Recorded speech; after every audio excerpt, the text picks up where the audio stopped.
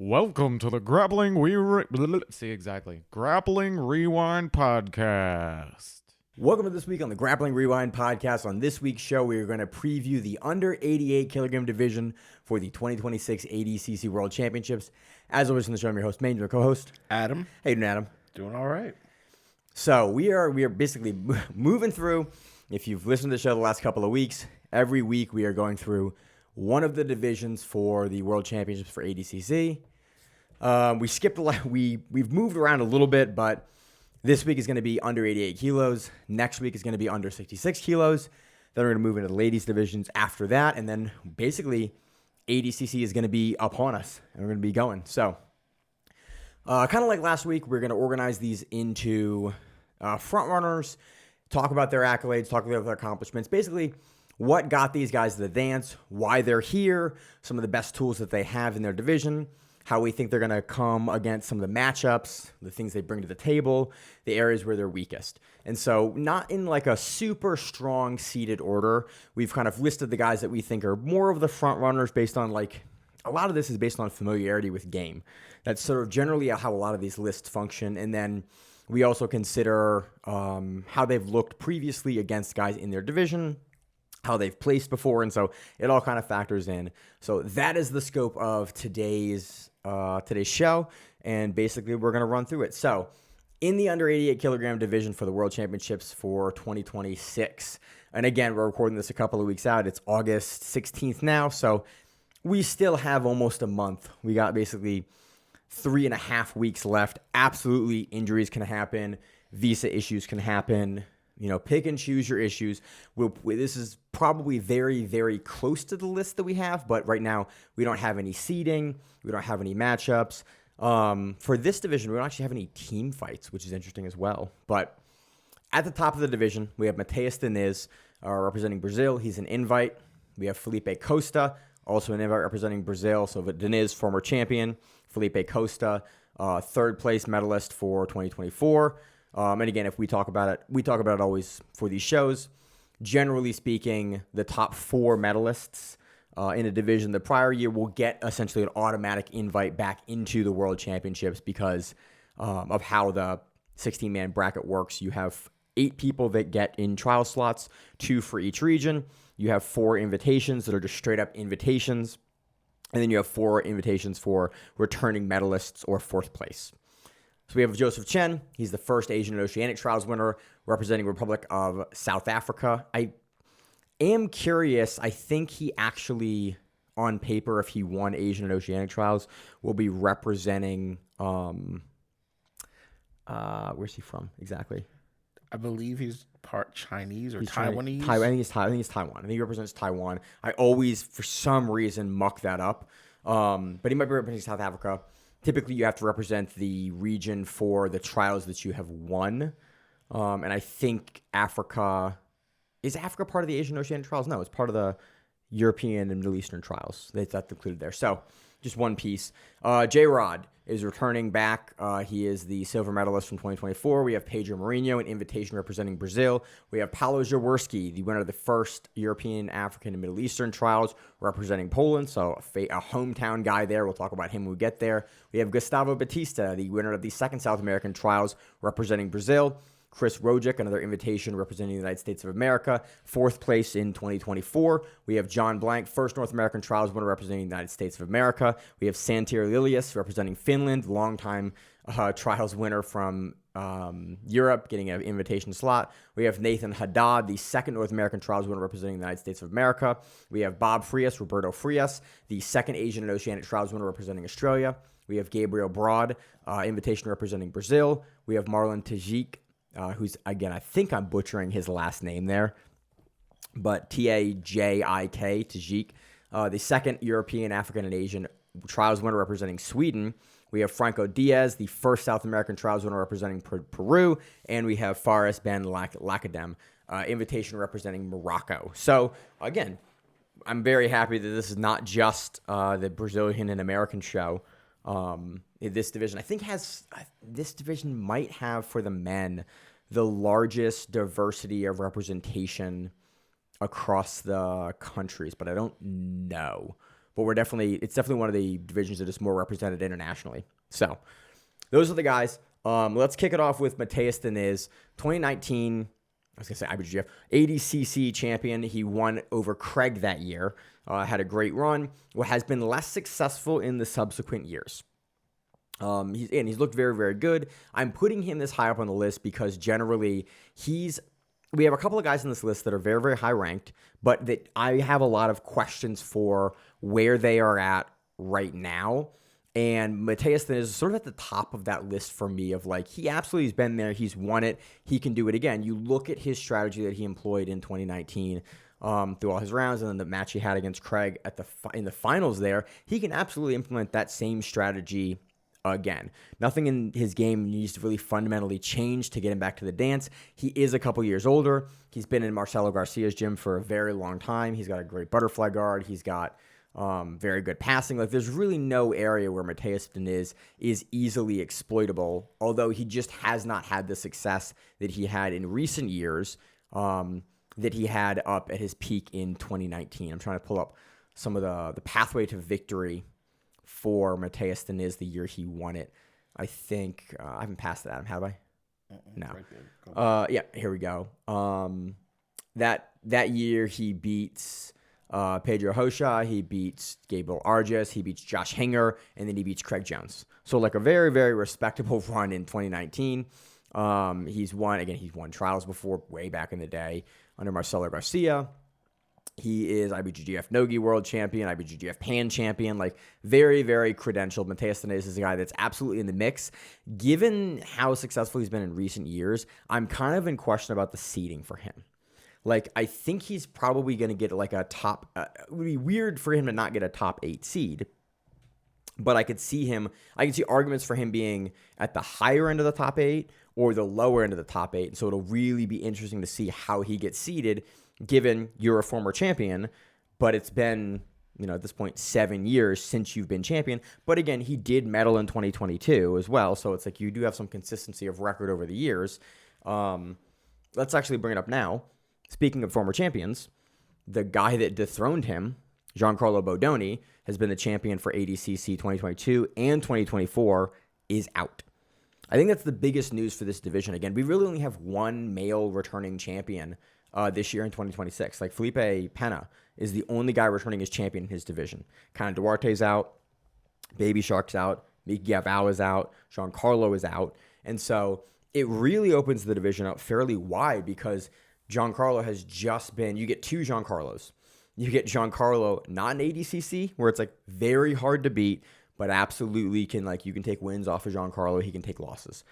In ADCC, Giancarlo Bodoni has looked bulletproof. And so not having him as a force in that division, who would obviously be like the strong 1 seed, if not like the heavy favorite, given the 2-time back-to-back championships that he's taken at ADCC, it is very, very interesting how that is going to affect the seeding when you have this sort of like gulf of power that is just missing in Giancarlo.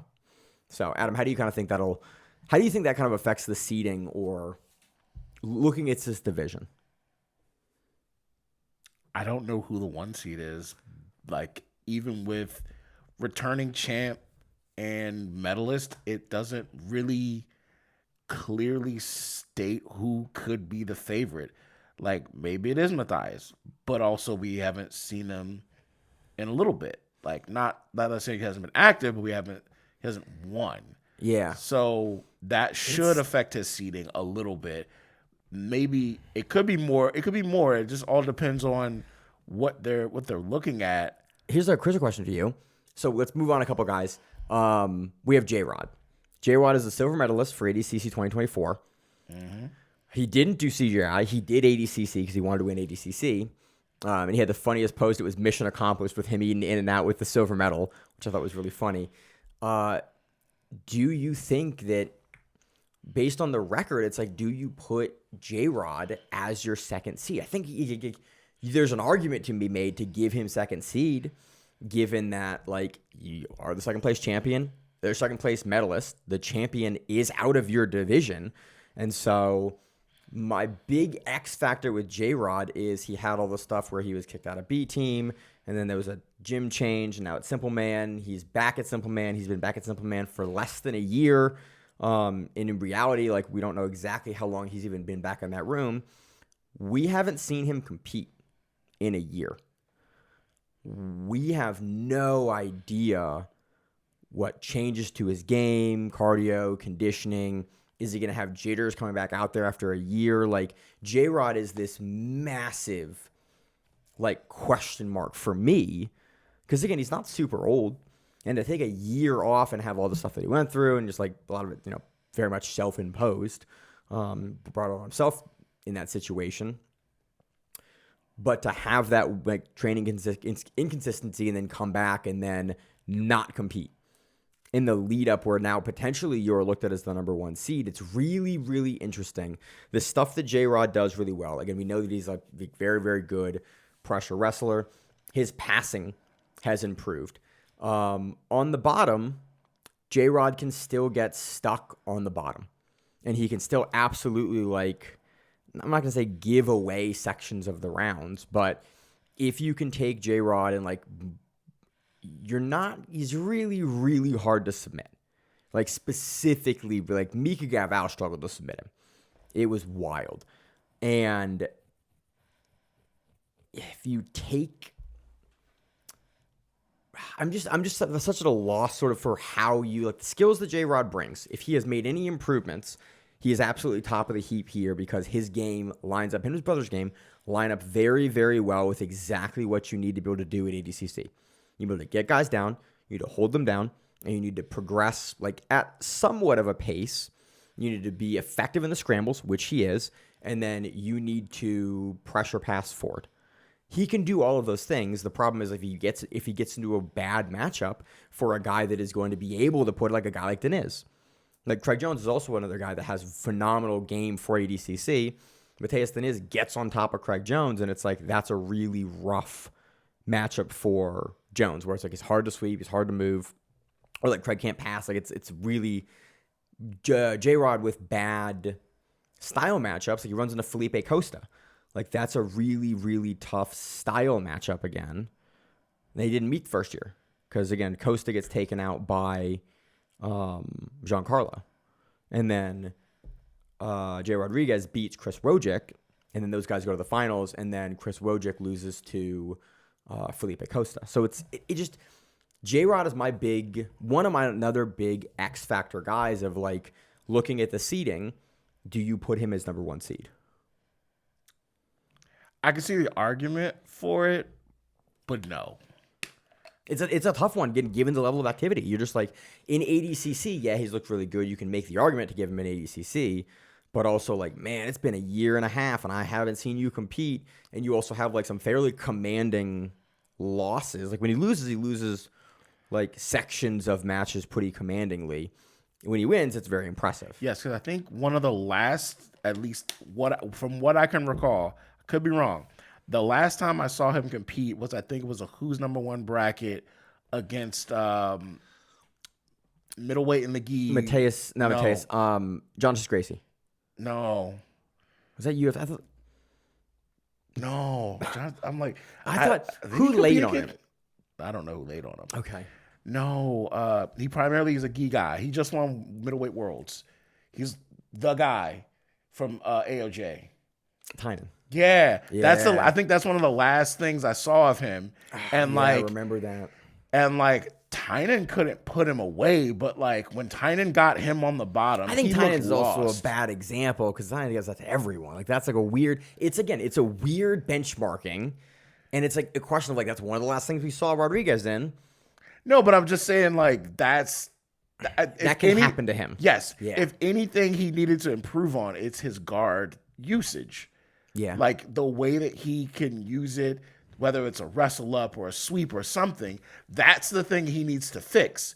Yes, like you said, he's very good in the stand-up. He's good in the scramble. He can find subs. He can latch onto things. He's very good at that.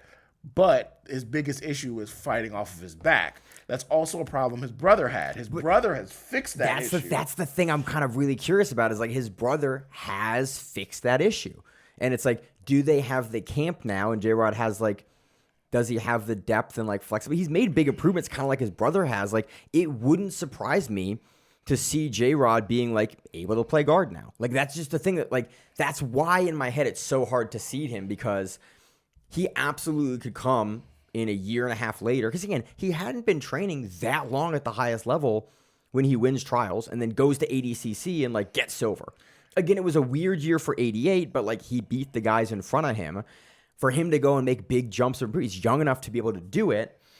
He's a really interesting guy to seed, because he's the biggest X factor guy in this division for it's like, what do you look like now?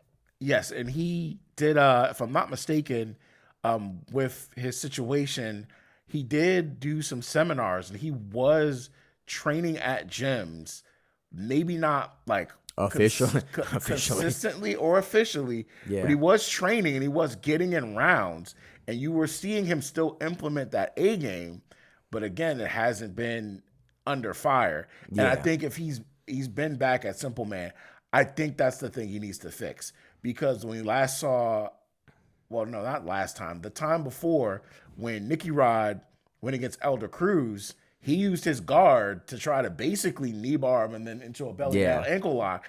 That's not typically what you are expecting out of a Nicky Rod style match. Right. So I think, again, if J-Rod fixed that one little thing, could be the number one seed. I am, again, like I said the last time, so what have you done for me lately? Like, if I don't see you, I don't know if you're out there. That's also kind of how I make picks. So let's talk about what we've done for me lately.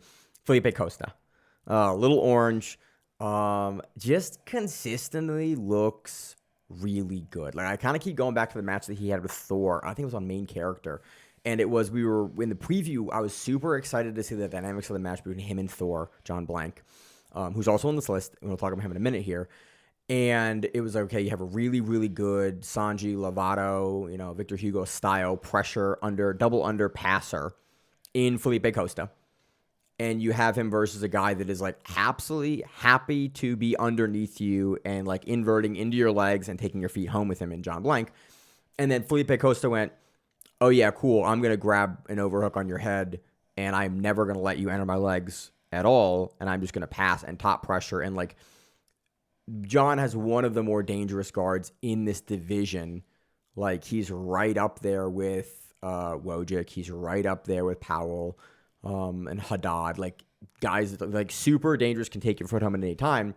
And we saw Felipe Costa just go, yeah, I'm just going to do the thing that I do, and I'm going to eliminate this problem completely from the game. Felipe Costa, I think his wrestling has improved. He has just looked like a guy making consistent improvements over time, and he doesn't seem to have, like, Giancarlo had a tough match with Felipe Costa. And Giancarlo didn't have that many tough matches across ADCC. Like, Felipe Costa that was a very back and forth, and Giancarlo beats him on 3 points. Like, on one sequence there is the only reason that Giancarlo was able to beat Felipe Costa.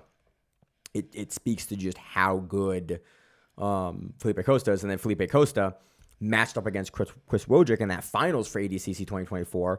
And in the late, he's dealing with Wojcik guard. Wojcik has a really complicated, rangy guard. And you see him late in that match eventually sort of start to collapse Wojcik's guard in, and then Wojcik is forced to turn belly down, and Costa immediately pops hooks in and gets his points and beats Chris Wojcik for the third place. I just see, given the camp that he's in with Lovato, Sanji, and Victor Hugo, and Lovato, again, is back in wrestling camp and practice. Like, okay, so you're now doing scholastic wrestling. You have Lovato, your coach, now in a wrestling camp.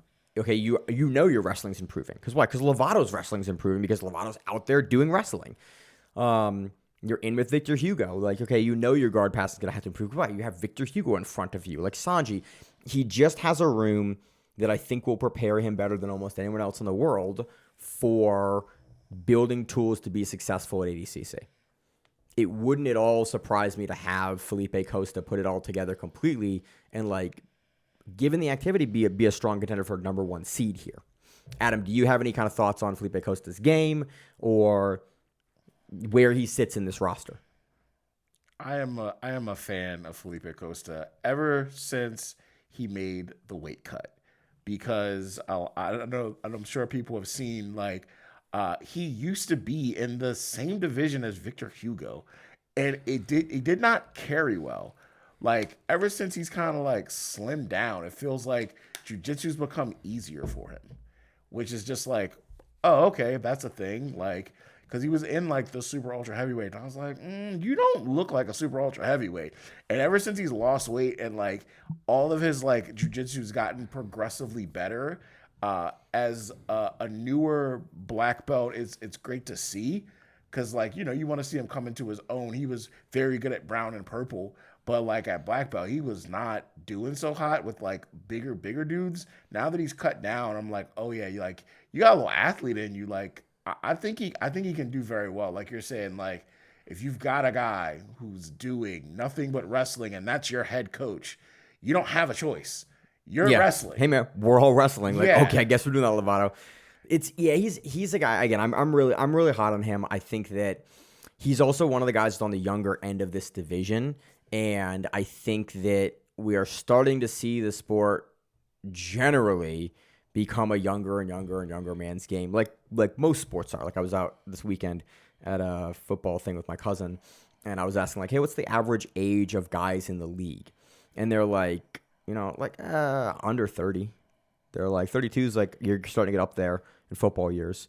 And it's just very funny in grappling, like, that's not quite the case, because again, there's so much, like, the depth of technique that you are required to have for fighting. It's just like, you just can't get there until you're in your 30s. Whereas like football is such a physical sport that it is generally dominated by people that are just physical freak athletes on the younger side that can go and do the thing. We are starting to see the level of coaching and jiu-jitsu get to a point where you can get those freak athletes to the level of skill that they need to have younger, like guys like Dorian Oliveras. You can get them the tools to be phenomenal tacticians or technicians younger and younger, and I think Felipe Costa is on that same kind of realm. I got nothing else on Costa. Anything else on Costa? Let's talk about one of my favorite guys in this division, Jozef Chen.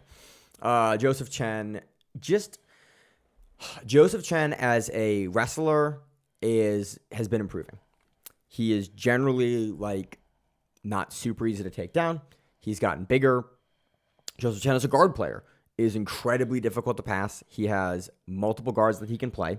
He can play ranger guards. He can play underhook guards. He can play underneath you. He's very comfortable into the legs. He's very comfortable countering the legs.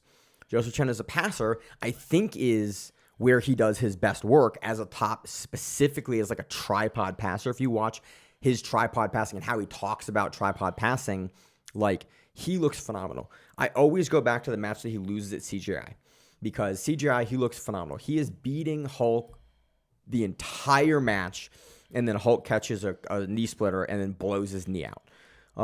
But did Hulk not catch that, that is a very clear Jozef Chen win over a guy as dominant, that had been as dominant as Hulk in that tournament, and just in general.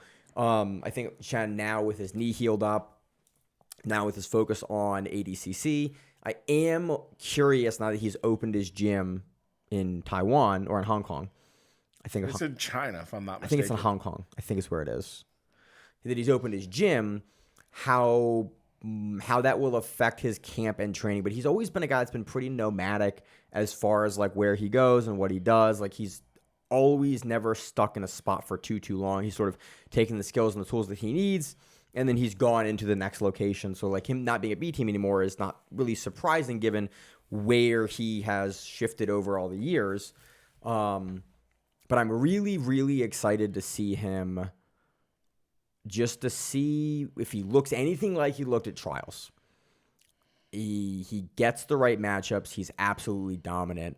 I'm also really, really curious to see like how he leverages the wrestling in this ADCC specifically. It was never a weak point for him, but we knew him as like a much stronger guard player, a much stronger passer. It was always the area that like he was very, very serviceable there. But now I'm really curious to see him kind of in his own camp, just where he looks. I've liked Chen's game for a long time because I think it's very, very well constructed. And in the same way that kind of the Rotolos have, there's not a whole lot of places that you can really exploit Chen. And in my head, he kind of sits in that same range of like, yeah, there's not a lot of guys that can easily, like, he doesn't have easy pathways to victory against him. It's like maybe you can wrestle him down, but his guard is good enough and he's active enough whereas like he can get something going, and you can't outplay his guard for too long. And then if he's on the top, he is probably going to get past you or at least put up enough work to get a clear judge's favor or nod in his direction for the level of aggression that he shows in his passing. So, again, haven't seen a ton from him recently, but everything that we have seen has looked very, very good and has not looked like he has lost a step since that knee injury in CGI 1. You know, he looks good, serviceable, fine. Yeah, with his school, he posted sometime recently, I can't remember when, that he has an Olympic level wrestler from China in his room. Like, that was kind of like showing technique, and he was recording it. And I was like, oh, I don't think we've fully seen his wrestling, because this is after he's already won trials that he's posted this. So that means his lead up to the ADCC, he's working with someone that's won a gold medal at the thing that matters at ADCC the most.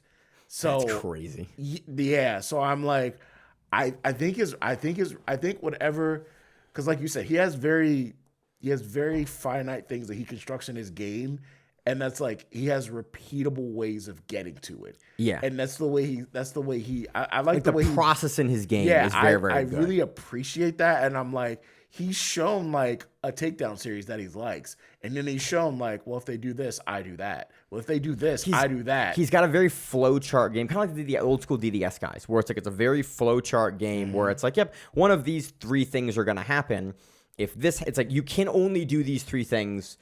These are the things that make sense to be doing. Right. And it's like you go here, I beat you here. You go here, I beat you here. You go here, I refeed you into the second one. It's like he doesn't leave a lot of options for bad scrambles out of his favor. And it's such a contrast to the way that J-Rod plays the game, where it's like, I'm going to make the scramble, I'm going to beat you in it. Joseph Chen just like, I'm going to force you into the scramble that I want, in kind of the same way that we talked about Gordon kind of building his game and Giancarlo building his game, where it's like they're going to push you into sequences that only end up in their favor. Chen has a game that gets constructed like that, and then now with the Olympic wrestling coming in, I'm really curious to see what Chen looks like. I think he will be seated. I think he should be seated higher than he will get seated, and I'm really curious to see how he looks. Again, he's an Asian Oceanic Trials winner. Typically, they don't get seated super high. Also, he did CJI, so it's like it was likely that he will get a low seed here. But so he could run into like, you know, a Pedro Marinho or a Matheus Diniz or a Costa first round. But I think he does have a live dog to be able to beat any of those guys with the tools he brings to the table, which is really interesting because if you get a tough first round matchup, you have an upset win over a former champion or medalist, then potentially you're now the front runner in your division early because you've already beaten the guy that was the tough guy on your side of the bracket. You've had that upset. So he has a really interesting pathway to victory here for bracketing. Anything else on Chen? He might be my favorite to win it all. I'm kind of going the same way. Like it'd be really cool to see Joseph Chen, because we've been talking to Chen since about 2018. So really cool to see a guy like go from being a guy listening to the podcast to get information about international like grappling at ADCC to going to be a guy that could go and win the tournament. That'd be a really, really cool full circle moment. We wrap the podcast. Let's talk about Pedro Marinho. I openly have been super frustrated with Pedro Marinho's game as a viewer for many, many years. As a student of the game, goddamn, Marinho is just like, he plays it well. Like, and who's number one? I think Pedro Marinho, I've said it over and over again, has the best style of game to beat every single person in the world at a who's number one event. The problem with Pedro Marinho is that his pacing. He's a good enough wrestler. He's a good wrestler. And he will force you to shoot into guillotines because his guillotine is so good, a lot of guys don't shoot, and it turns into this weird, stalematey match. If he can get you down, go and watch his match with Giancarlo Bodoni. he gets Bodoni down, and who's number one? And then Bodoni can't wrestle him up, can't do anything, has to play at this weird range, and Marinho beats him relatively cleanly in that match. It was close, but it was like, yeah, that's Marinho. Marinho can do that, can have that performance against anyone. It is not the most exciting to watch, but he is incredibly hard to take down, and he is hard to submit. He's fast, he is strong, and the tools that he has good enough wrestling and a dangerous enough guillotine where it's like he is just incredibly hard to deal with for anyone. If he doesn't get the stalling calls, just a nightmare to be able to beat. Your option for him is like trying to pull and then forcing him to be inactive enough on top that, you get the nod there. But in reality, Marinho stays active enough with his same side or cross-side knee cut passing where he's just never going to get the stalling call. And he's also good enough to force you out of that range and you can't wrestle him up because of the guillotine. So it's just this weird masterclass in building frustrating game and being so sharp in the areas that you need where you take away all of your opponent's options. Somebody did this recently. We were talking about it, and I forgot. It was Barch versus Matheus Jaworski, where it was like Jaworski has two of these pieces where it's like he's got a shotgun armbar and he's got that leg lock entry. And as a result, when you're trying to pass his guard, you have such a limited range that you can work in that it essentially shuts down your own passing. Marinho, as a passer on top, has those tools where it's like his knee cut is so good and his front headlock guillotine is so good that it just eliminates a lot of the things that you can do to him as a bottom player and makes it just incredibly frustrating to kind of watch him compete because you're like, yeah, Marinho's like not doing a whole lot, but he is beating you in every single one of these sequences, and the sequences aren't going anywhere, but he is winning every single one of them. So it's like, I do not know where to put Marinho in here because it is a game plan that is like shown to be pretty ironclad, but also limited in areas that we typically don't see. That's wrong too. I want to see more from his game before I will ever comfortably pick him in ADCC, but it would not surprise me at all to have him do exactly what he did to Giancarlo, to every single other person in this tournament, and win the whole thing. Is really my takeaway. Like I can't comfortably pick him, but it also doesn't surprise me to have that happen. I can see him losing a decision. Like I can see another guy just being more active, just like getting in more entries, just shooting. I can see somebody out pacing Marinho, and with just like willingness to exchange in a way that Marinho will lose a decision. I could also see him like getting inverted leg locked, but like generally that hasn't been a huge problem for him in the last couple of years because his drive through on that front knee is so good. So, Adam, any kind of thoughts on Pedro Marinho here? I kind of talked through what I think is most of his game. I'm not the biggest watcher of Marinho. I've seen him take some pretty bad losses more recently. Like if you can latch onto something, that's it. Yeah. Which is why I'm kind of like, I don't know. Who did he lose to recently? I'm trying to think of who it was. It was like a commanding loss that was like, yep, that's how you beat Marinho. I don't remember. He got leg locked. Yeah, somebody foot locked him. Yes. And I forget. And it was like he was like embarrassed by it for some reason. I'm like, oh, it was like it was who's number one or something. Somebody ran across and like foot locked him instantly, and then was it Hugo? I remember this. Okay, so yeah, man, Marino's been to ADCC before. I think 2 times before, but he's a live dog in this division for sure. I just don't. He is a middle of the pack X Factor guy, where it's like with the right bracketing, Marinho beats everyone, but with the wrong matchup, he's exploitable and you can catch him. So, was it? No, he ankle lock. Was it Batista did it to him or he did it to Batista? Was it the reverse?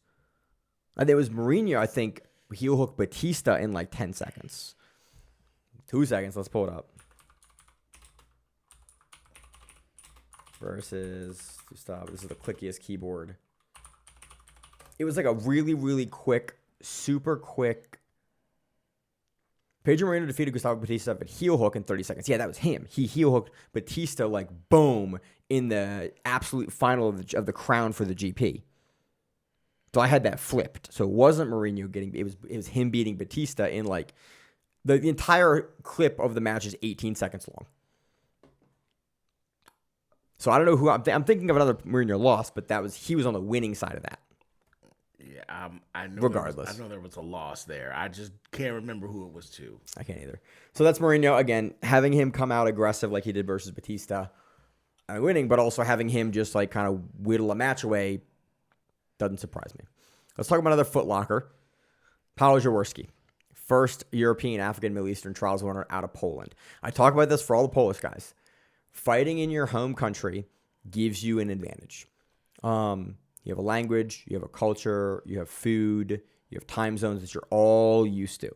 You have a level of comfort that means something. You have a hometown crowd that is there that means something. Like Wojcik being there, Matheus being there. You also have other Polish athletes there. You're not alone. I think that I've seen it time and time again in guys fighting in their home country in a hometown crowd. Like, guys just perform better. They just can punch up. They can have that one day where it's like, yep, this is my day. This is my country. This is my house. And they can just perform better than they ever do before or since in that moment in front of a hometown crowd. Pawel Jaworski's on the younger side as far as like experience at the world championship level. Again, he's out of that gorilla gym with Matheus and all the crazy dangerous leg lockers. He has a pathway to full lock everyone in this tournament, much like Matheus does. He has a little bit of different entries and different game than Szczynski has, but a lot of the same tools we talked about with Szczynski at 77, Pawel has as well. And it's really, for me, it's really, can he leverage that to the finals, and will the wrestling, like the lack of wrestling, be a factor? That's always the big question with Szczynski and Jaworski, is like, how serviceable does the wrestling need to be for them to be able to win when it comes down to the finals, when you can't just pull? So that's my big X factor with Jaworski, is like, can he make not efficiency is the right word, but like his wrestling isn't the top of the heap in this division. Can he make that not a problem and not a factor in order to get it done? That's a great question, because I don't know. All I know is he's a newer black belt, not the newest one on the list, but one of the newer ones. Yeah. And he has done phenomenal running through the IBJJF circuit. Yeah, man, he's looked amazing at IBJJF. He pretty much won everything at brown belt, if I'm not mistaken. And I believe his first year at black belt, he won every major. If I'm not mistaken, he has not lost at black belt. In Nogi, yeah. In Nogi at all, which is, something to say about your game. And it's just like, it doesn't really matter where it goes, but he's usually hitting it up on someone's foot. So, yeah, and I don't think I've ever really seen him pursue the wrestling either. Like, he makes the connection and sits to guard. Yep. And that's sort of my question with ADCC, is like, it's the one piece where it's like, yeah, man, you can do it. We don't see a lot of guys in the finals ever at ADCC be able to take that -1 and win. The margins get so tight at the finals. It's like my big X factor, where it's like, he's looked great at black. Can he make up for the lack of wrestling to get it done? He's shown he has. But ADCC is kind of a different animal, and I just don't know. So that's all I got on Pawel. Anything else on Pawel? I think he's my favorite to potentially take second or third. He's your dark horse? Like, I don't like with the others that can wrestle. I understand his submission threat, but I'm like, until I see him actually wrestle, it's hard for me to pick him. Yeah, that's sort of where I'm at too. It's like, that's why the 88 division is fun, because it starts to lean more, not specialist, but you have a lot of like really dangerous leg lockers. that have holes in the wrestling. And sometimes it's exploitable, but sometimes it's not exploitable. And that's really, I think, the most interesting thing about 88 is, in general, is that sort of dichotomy is like, usually the guys that can get the wrestling done in the finals are the ones like Giancarlo. He can do it. He can get it done. He can win. But it's just interesting because we have a lot of guys that, like, the wrestling is not their main gig. They're mainly bottom players and leg lockers. Can they upset and buck the trend in 88? Like Diniz, pressure wrestler, top player, butterfly guard player. Bodoni. Serviceable wrestling, good guard, good passer. It's just, it'll be interesting. So let's talk about Gustavo Batista. Gustavo Batista, again, does have that pretty commanding loss to Pedro Marinho, but that kind of looked a little fluky almost when he did get footlocked there. Again, he made it to the finals with Marinho in that tournament. Batista is just another all-arounder. Very serviceable wrestling. He's done phenomenal in the IBJJF circuit for years. He is a good passer. He is a good guard player. He is a decent, serviceable wrestler.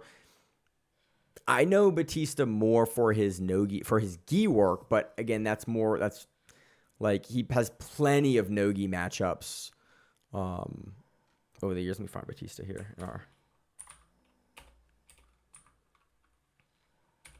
I can spell Batista. It's like the wrestler. Yeah, just like the wrestler. Let's see. Three-time black belt IBJJF world champion, 2018, 21, 24, four-time pan champion, 2018, 2020, 21, 23. Double gold at Europeans, Nogi, again, the 3CG, Kumite, he won that. Let's see. He won the South American trials, like, all around. It's just, I'm trying to think of like knocks against Batista, and other than like occasionally he can get footlocked, but really overall, like, he's just incredibly solid all around. Yeah, and that's like the guys I like to pick for ADCC are generally the guys that are like not your specialists. Or they're generally your guys where it's like, yeah, you're good. You are elite everywhere. And Batista's kind of that guy. He doesn't quite have the same success consistently in Nogi as some of the other guys in the field, but he is just consistently good everywhere. Which also, whenever I have to talk about Batista's game, it always makes it really hard to talk about because I'm always trying to think of like a specific thing that he does really well, and it's always like, hey, he's just serviceably good at the elite level at all of these things consistently. So I unfortunately don't have much about Batista. He looked really good at that. Was it the crown for Nogi? Was that called it? They called it the crown. Yeah. Who did he get first round? Do you remember who he got first round? I'm blanking on it, but he gets Marinho in the second round. But the first round, he looked like a world beater. He didn't get Marlon. He got the guy on the other side of the bracket, and I forget who he was matched up against in the first round. He's out of Daisy Fresh. Pixley. Yes. Yeah. Oh, he looked incredible versus Pixley. Didn't look good versus Pixley? Looked bad versus Pixley? With all due respect, I had a tough time watching that match, seeing a black belt unable to put up a threat against another black belt in guard passing when Nogi is your specialty. Oh, yeah, that one, yeah. And this is a gi guy who does Nogi, not to say that he's bad at it, but like it just looked we like, talked about this when we previewed him in his division, and that was a big sticking point of the concern of the passing. But like, what knee cut do you just jab your knee at the person? Like, there's not a setup of the underhook. There's no control of the head. Like, where are the fundamental things that make a knee cut work? You got your black belt and like, not the guy we're talking about today, but it just I don't know. So we got Batista here. Again, serviceable everywhere. It wouldn't surprise me to have him make a run and have this be the year that he basically kind of like dethrones Diniz. I love that giant, like, the yell right there in the audio waveform. I got nothing else Batista. He's going to be ranked lower here because he's the second trials winner. That's my only concern is going to run up into one of the top guys earlier than later, probably second round. But he can do it. He can get it done. It's hard to put away. Yeah, let's talk about Chris Wojcik. Chris Wojcik, he got the Woj lock. Just very, very good guard, very hard to pass, very rangy, and willing to move underneath you. He is always bigger than I think he is. I met him in person once. He came in for some seminar at my cousin's gym down in Southern Maryland, and he heard me kind of talking a little trash on a certain someone I won't mention on your podcast. And he was laughing, and he agreed, but he wasn't going to say that he agreed, but he was chuckling the entire time. And I was like, I didn't realize it was him. And I was like, oh, he is bigger in person than I thought. I like this guy. No, he was very cool, very down to earth. He was there, but like his portion was the nogi portion, which was, I want to say on a Sunday, which I couldn't make, but I wanted to, and I was like, I can't get off for it. And I was very interested to see what he taught.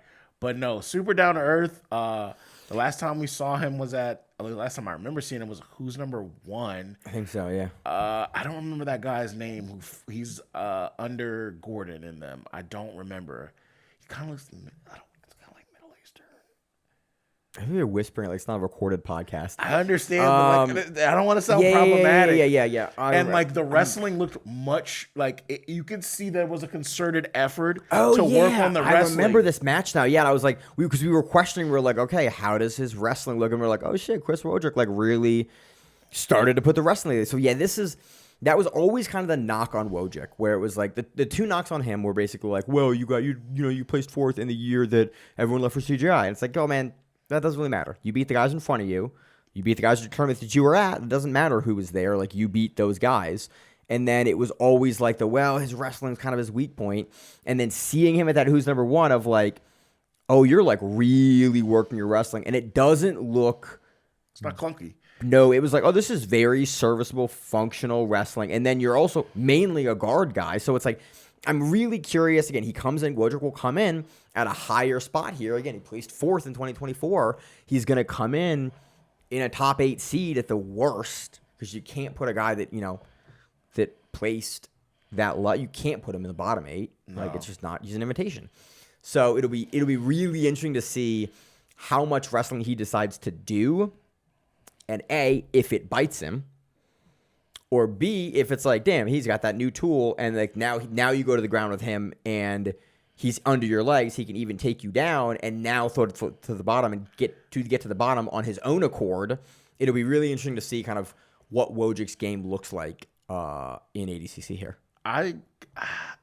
If I had to make a educated guess or a prediction, I think he will not wrestle until he absolutely has to. That makes sense. Like, strategically, that makes sense. Why would you go and do that? Yeah, why would you tire yourself out? You've got other people you have to face. Right. If there's someone and you're like, they're not as good at, or you feel as though I can get to those legs, why not get to the weapon you have the sharpest at, use it and get it out of there. Get them out of there quick. Because like you're saying, in the finals, you can't pull. So why not, if you get to the finals, why not save that tool you've been, now you got to wrestle a little bit, sure, but like, don't go wasting it all on a first round match where you could probably you can fill win. out the guy. Yeah. It'll be interesting because there's so many, we have like a bunch of really strong, this is a weird dichotomy in this division of like really strong guard players and leg lockers and general all-arounders. It's a very interesting, like, specialized division. And then you have Costa as like the monster passer. So that's what I got for Wojcik. Let's talk about John Blank.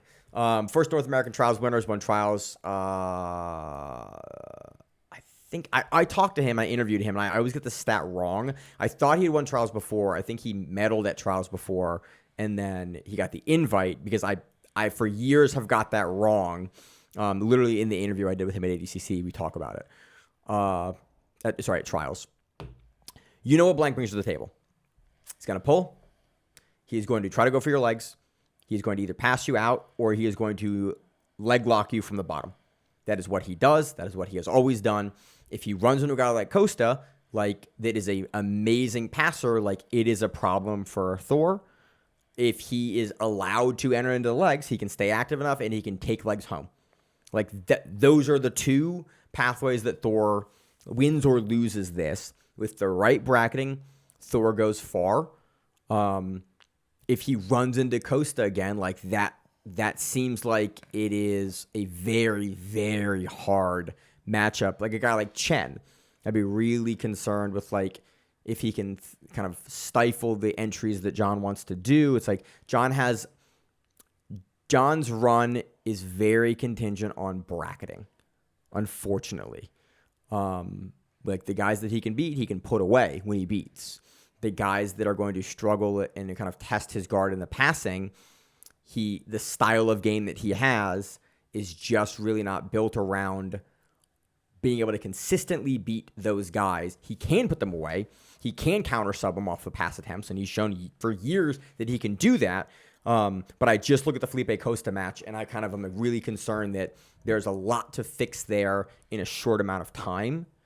And I don't know if even it's worth the time for John to commit to doing that in his game.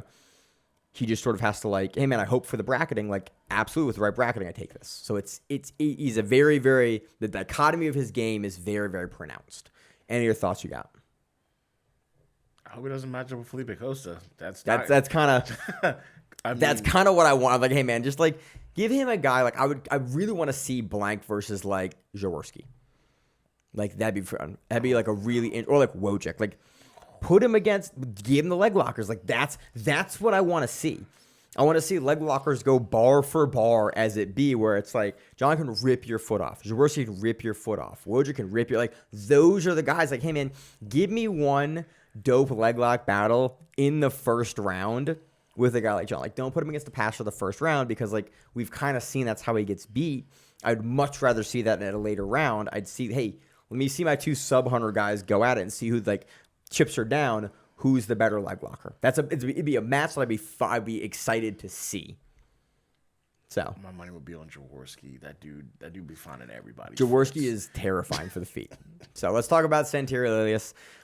Invitation from Finland, multiple time trials winner. I think he's won 3 trials at least, or 2 trials, if not 3 trials. He has a second place at this last trials. But generally, I think the stat until this ADCC was he was undefeated in ADCC rules at trials. Like just hard to put away, hard to deal with, very serviceable wrestling, very good passing, not going to usually rack up a ton of points on you, but going to score and impose and just take wins off guys in trials. In the World Championships, he has had less success, but generally the rule with Santeri is like he is a really, really tough guy to get through, but there are pathways to get through him. And that's sort of like what we've seen from Santeri his entire career, where it's like if you can beat him, you have a shot at like he's a gatekeeper. You can beat him, you have a shot at like winning the whole thing. If you struggle with him, generally, like your run, he can end your run. He typically doesn't win. He wins by small margins, but he wins more consistently than he doesn't win. So that's sort of my take on Santeri here. Adam, what do you got? Anything else? Anything specific on Santeri? No, I was trying to look something up. Let's talk about Nathan Haddad here, second North American trials winner out of the United States. Santeri represents Finland, by the way. Haddad, they've been doing some interesting posts on Flow about Haddad and about Haddad's training. Adam, do you know more about Haddad than I do? No, not really. I mean, I've been to Louisville a bunch of times. That's probably the best thing I got. I wish I knew about his gym. I would have definitely stopped in, but it never pops up whenever I search for it. But maybe next time when I go out there, I'll stop by his gym. Haddad had a really, really tough match with Ryan Aiken at second trials, and I was really, really impressed because I expected Aiken to take that. And I was like, okay, like Aiken's had a good run. He consistently, and then Haddad just sort of started to take the match away from Aiken in a way that Aiken doesn't really get taken out of matches. And I was okay, like Aiken's gonna come back. And then Aiken essentially is slow to stand on a pull entry and gets a negative, and Haddad takes it. But not a lot of guys can force that margin on Ryan Aiken. And I was really, really impressed that Nathan Haddad was able to do that. Because Haddad, like, truthfully, before that, I was kind of counting him out for his shot at winning trials, especially with Aiken in the division. And he proved me wrong, absolutely. And I was just like very, very impressed the way that he was able to shut down like the wrestling of Aiken and the guard of Aiken and just like everything that Aiken tried to do. Haddad was there with a counter and with offense and like in his face on it and was able to beat him. So it's like, I don't know much about Haddad.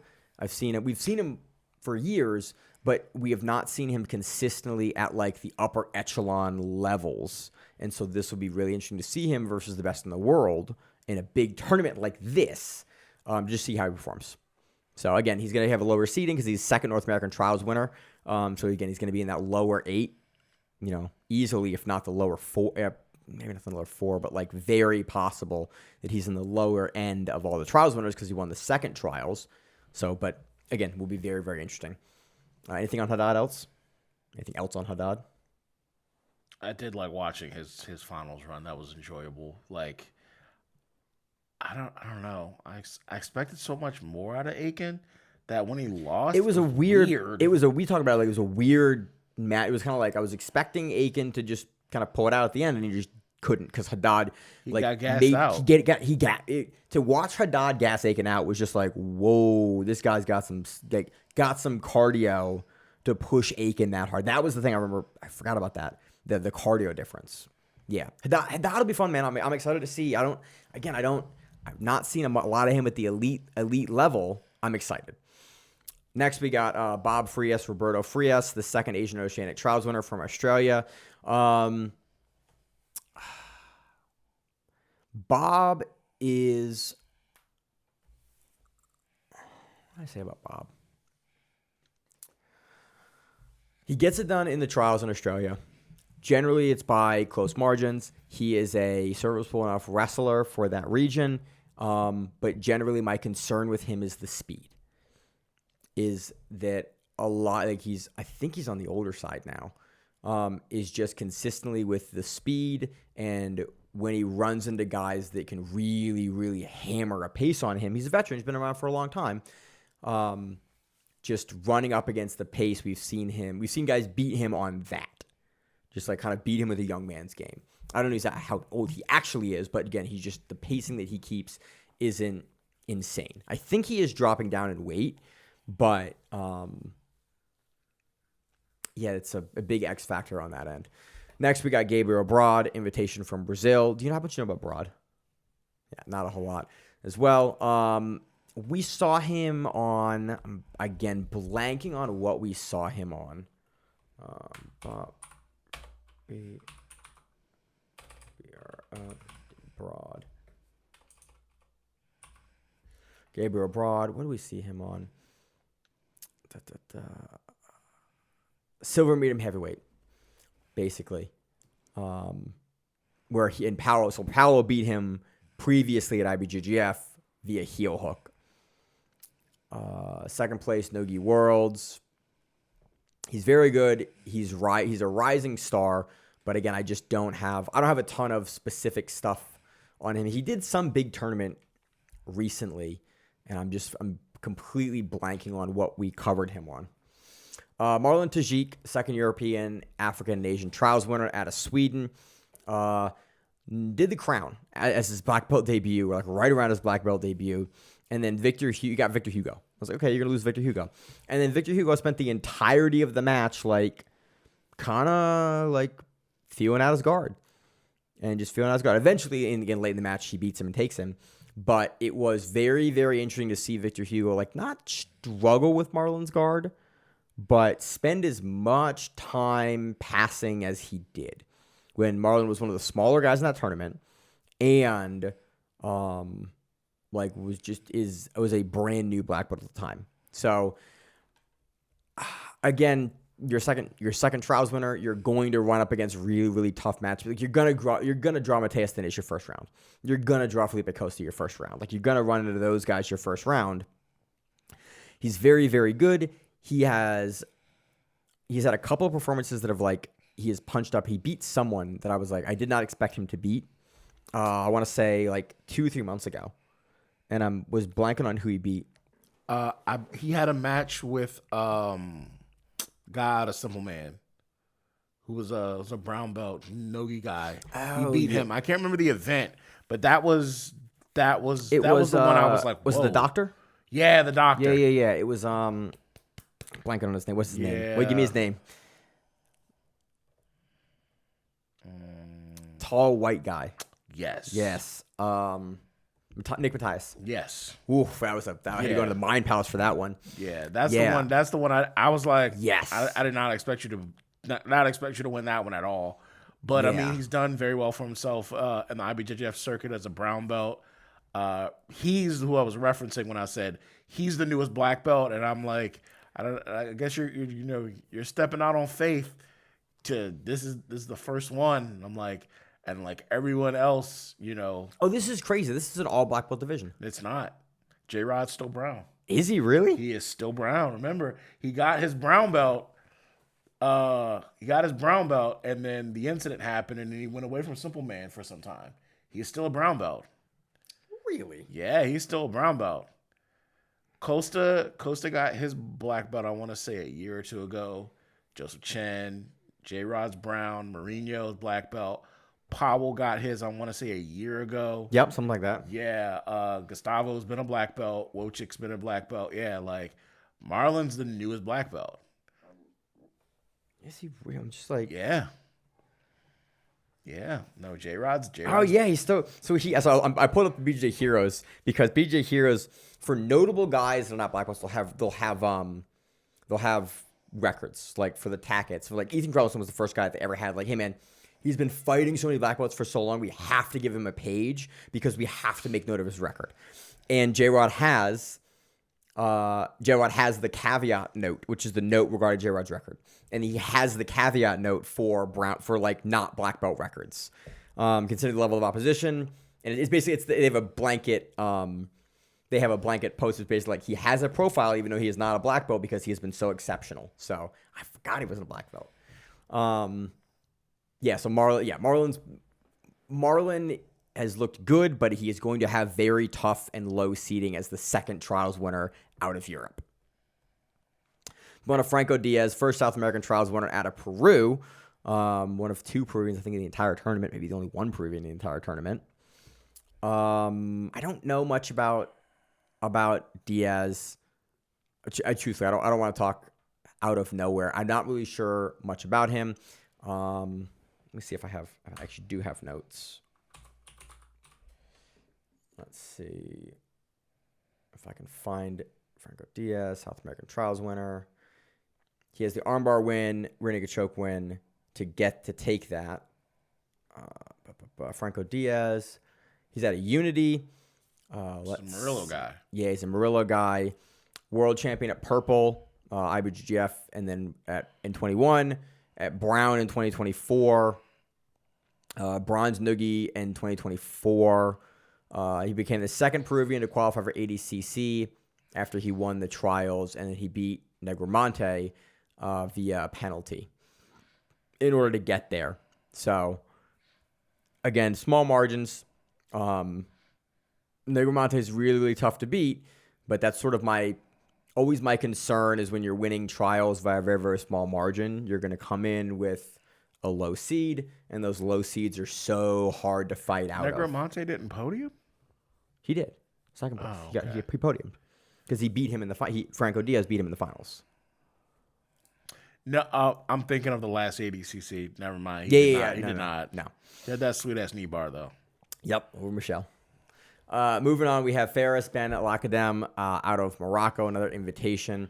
Faris had a really, really impressive performance over, was it Sanji? Sanji. It was Sanji. That made me sad. Made me real sad. He's young, he's strong, he looked incredible. If you want to see his game, go back and sadness watch his match against Sanji where he looked incredible versus Sanji. Respectfully, he is young compared to Sanji. He's a Masters competitor. He is 30. Yeah. Just saying that. Sanji's 40-something, though. Hey, you said it, not me. Yeah. Time's rough. I was really impressed with how he looked. Again, it was a little column A, a little column B. Sanji on the older side, but also Sanji is, like, still to this day no slouch. But for Ferris to come in and put the pace that he put on Sanji, I'm really curious how Ferris looks in ADCC. Go back and watch that match if you're looking for more. Again, forces Sanji to the bottom and then gets the passing. And again, no one ever passes Sanji. And Ferris was able to really, get it done. So he did fairly well against Nogi Worlds. I mean, he lost very decisively, but got to the finals. So Nogi's no slouch. So I think he'll fare pretty well. It's an invitation. I guess he's probably gonna be a lower CG. Probably, I would imagine. He's an invitation. He's lowest 8. But so again, you're running up in your top 8 in your first round. That's the only thing that's interesting. So we've kind of run through it. Adam, do you have kind of any closing thoughts on men's 88? I did find the match that we were talking about. So the last time we saw Chris Wojcik, it was against Oliver Taza. Yeah. So Mr. Taza, if you're not Middle Eastern, my apologies. He's Lebanese. Okay, I was close. So my fault. He's Canadian and Lebanese. I don't want to, melanin to melanin. I don't want to be offensive. So just wanted to clear that up. But no, not much. I am interested to see how game plans and when brackets come out, how that looks, because this could go anywhere with bracket. Like, this is one of the few divisions where I'm like, there is not a bracket that you show me that I am like, well, I can't put this guy versus that guy. There's like, you can put J-Rod versus Diniz first round, and I'm like, yeah, I understand how you got there. Like, that'd be a weirder bracket to get, but it's like, you can put John Blank against anyone. You put Santeri against anyone. Like, there are so many ways that you can bracket this, and also like the style matchups versus like, I can get to where any of these guys get seated. Generally in the order that we kind of talked about. Like, it would be a little weird to see it would be weird to see like J-Rod versus Costa first round. Like, that would be like a weird, given they're both medalists from the prior year. Like, that would be really suspect and odd bracketing. But we don't have anyone, I think, in this bracket that are teammates. We're not going to have any of the teammate bracketing, I don't think. Because J-Rod's back at Simple Man. Jozef Chen will be nomadic grappling. And they were But teammates. That's been almost 2 years. Yeah. So it's been a while. Aside, a match I want to see not in this, just because I want parity, but what you were talking about, I want to see Wojcik versus Jaworski. Oh, we were talking about John Blank versus Jaworski. No. Who, like, because I've watched Wojcik enough to see that he's a little Gumby, but I've never really seen anyone put a threat on like Jaworski's feet. Like, is he Gumby? Or is he just the guy that like he's just so ahead of you that it doesn't dance? matter? Yeah. Because like I've seen people try to like footlock Wojcik, and like I've seen his ankle flexion. It's kind of gross. But I'm kind of also like Craig Jones. Craig Jones has that weird flexible ankle. Yeah, like it's gross because I'm like, I can't do that. That looks like it should be hurting you, and yet you're calm. Yeah. Like, I don't know. That would be a fun. I hope they end up on the other opposite sides of the bracket. That would be really, like, I want to see all these matches in ADCC because I think that Wojcik and Jaworski, I don't want to see it in finals. So, sorry, I want to see them in the same side of the bracket because I don't want to deal with the weird double pull in finals thing where it's like, who's got more negatives than the other? But not even that. It's just like, or like the weird where it's like, oh, he lifts the leg up and then he takes him down, and it's that weird. Like, it's fine. Honestly, it's better than some of the wrestling sometimes. But I would like to see Wojcik and Jaworski. Like, I don't want to see a mirror match in the finals. I want to see two different styles in the finals. Is what I like to see. So I would like to see Jaworski and Wojcik on the same side. I think an interesting match would be J-Rod versus Marinho. Talking about like mirror, like very, very similar styles. That would be a really interesting matchup. I'm kind of curious against Nathan Haddad versus Marinho. Have that pop though. That's what I'm wondering. J-Rod's got the extra gear to like fake a shot and reshoot quicker than Marinho can defend it. That's why like, I'm kind of curious. Athleticism is like, of the Rodriguez is not what Marinho needs to see. Like, and Marinho's been around. Yeah. So like Marinho's like he is good everywhere, but like J-Rod's twitchy.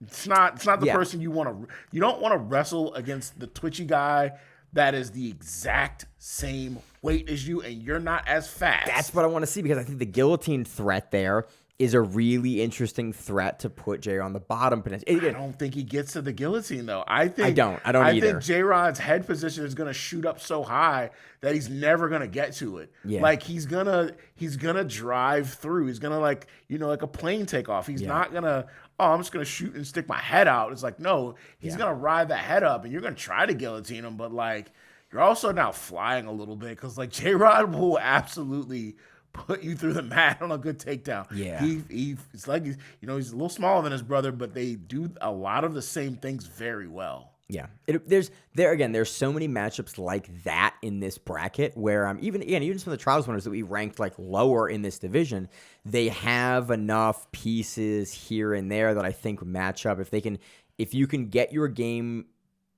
to work in front of an elite guy, then you're in your A game versus an elite guy. Again, I'm very, very excited for this division because we're missing the champion. And also we had a weaker division in 24 because of CJI. And so now I'm wondering, now it's like, this is the strength of the division. Like, these are the players. This is what a modern ADCC 88 division looks like. And we're going to see some new technique out of guys.